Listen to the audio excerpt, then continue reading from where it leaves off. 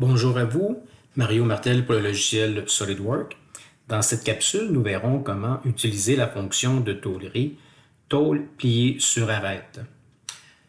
Il s'agit de la fonction la plus populaire pour générer des nouveaux plis dans une pièce de tôlerie, car une pièce sans pli, même dans une feuille de métal, ça demeure quand même une simple pièce extrudée. Alors, si on prend comme exemple cette pièce-ci, en cliquant sur la fonction tôle pliée sur arête, il faut que je sélectionne une arête, peu importe si c'est celle du bas ou du haut par rapport à l'épaisseur de ma tôle. Après, je vais projeter dans la direction désirée et environ à la hauteur voulue pour faire un semblant de la pièce. Par défaut, il va utiliser la longueur totale de l'arête sélectionnée et nous aurons après un paquet de paramètres à régler parce que la fonction peut me donner beaucoup de possibilités. Entre autres, par défaut, il va utiliser le rayon utilisé déjà dans les premiers plis, dans les premières fonctions de la pièce. Si ce rayon-là serait différent, ben c'est possible d'enlever l'utilisation du rayon par défaut et lui en fixer peut-être un nouveau. Si on désire utiliser le rayon par défaut, parce qu'habituellement c'est le même pli un petit peu partout dans la même pièce, à ce moment-là, on conserve le crochet dans cette fonction. On peut spécifier l'angle. Par défaut, il va nous offrir des plis à 90 degrés. Ça pourrait être plus, donc ça pourrait être plus grand. Je pourrais aller jusqu'à proche 180 degrés à ce moment-là. Donc, je peux la plier sous différents angles. Je peux spécifier également la longueur de ma tôle. Donc, la longueur, si je la laisse en mode borgne, je peux lui spécifier la longueur désirée en lui spécifiant également la longueur de 35 mm dans cet exemple-ci. Est-ce que c'est à l'extérieur de l'arête du pli ou de l'épaisseur de la tôle ou si c'est en partant de l'intérieur? Donc, ça va faire une différence sur ma longueur totale, dépendamment de l'épaisseur de l'arête sur laquelle je suis parti ou de l'épaisseur de ma tôle.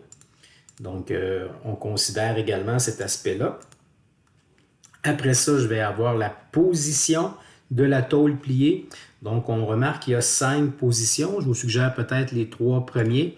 Alors, si je le mets selon le matériau à l'intérieur, on voit que par rapport à l'arête sélectionnée, le rayon de pliage et l'extérieur de la tôle vont arriver à l'intérieur de l'arête sélectionnée, ce qui générait des déchirures à l'intérieur de mon pli ici, que je vais pouvoir tester éventuellement. Après, je peux le mettre également en mode ici par rapport toujours à l'arête sélectionnée. Donc, c'est le côté intérieur de ma tôle qui sera en ligne avec l'arête. Donc, dépendamment de l'épaisseur, il va amorcer son rayon de pliage à l'intérieur avec des déchirures également pour permettre le rayon de pliage de se faire. Ou encore, le mode qui est peut-être le plus pratique à utiliser, c'est celui avec le pli à l'extérieur. Donc, le rayon de pliage est complètement à l'extérieur de l'arête sélectionnée en partant. Suite à ça, on peut également ajouter un décalage. Donc, par rapport à l'arête sélectionnée, j'ai une section de ma tôle qui est à plat avant de commencer mon rayon de pliage. Donc, on ajoute la section décalage et on peut fixer également cette profondeur-là au besoin. Et si je suis en mode avec le pli à l'extérieur, donc j'obtiendrai la distance de décalage, plus le rayon de pliage, plus l'épaisseur de la tôle, et je dois considérer tous ces facteurs pour entrer ma bonne dimension de décalage, éventuellement, ou sans décalage. Je peux également aller modifier le profil de la tôle pliée. On disait que par défaut, tantôt, il prenait la longueur totale de l'arête, sauf si je m'en viens cliquer sur le bouton « Éditer le profil ». Éditer le profil va faire afficher un beau gros tableau dans le milieu de l'écran qui est un petit peu encombrant. On ne peut pas le fermer sans apporter les modifications. Il faut peut-être juste le déplacer dans un coin qui n'est pas par-dessus peut-être notre esquisse. On voit la projection du profil, donc par défaut, ça va être une projection rectangulaire de la longueur de l'arête à la longueur choisie. Je peux, lorsque la fonction éditer le profil est activée, modifier le profil de ma tôle, effectivement. Donc, si c'était moins large, je peux aller ajouter des dimensions à tout ça. Et ici aussi, mettons-en 40 mm. Je peux aller modifier. On voit qu'il y a une esquisse qui est bleue parce que l'esquisse qui est bleue, je pourrais aussi venir lui mettre une dimension et contrôler vraiment si c'était la dimension intérieure, extérieure de ce que je voulais avoir. Et ça va venir ajuster également ma valeur primaire ici dans ma longueur de projection. Je peux également aller modifier l'esquisse. Si j'ajoutais peut-être des arrondis dans mon esquisse de cette façon-là, ici. Donc, disons que ces deux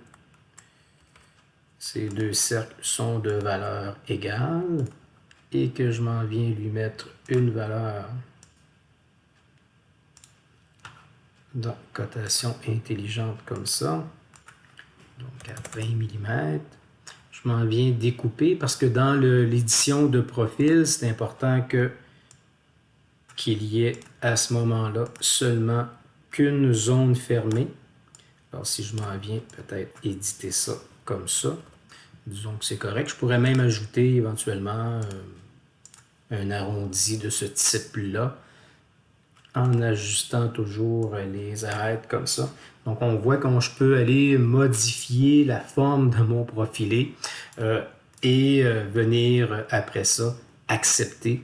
Donc, en changeant ces dimensions-là et en acceptant tout simplement ma tôle pliée sur arête. Donc, ça me permet plusieurs possibilités de réglage dans cette fonction-là, très pratique pour ajouter de nouveaux plis et à peu près sur toutes les formes, sur tous les sens. Donc, ça serait pratique également cette fonction pour venir après ça ajouter une nouvelle fonction en ce sens-là avec les bons réglages. On en ajoute une autre après pour soit fermer une boîte ou partir un autre pli dans un autre angle. Donc, très rapide de modéliser nos pièces de tôlerie. Alors, voici les principales fonctions, les principales options de cette fonction. Et merci de votre écoute.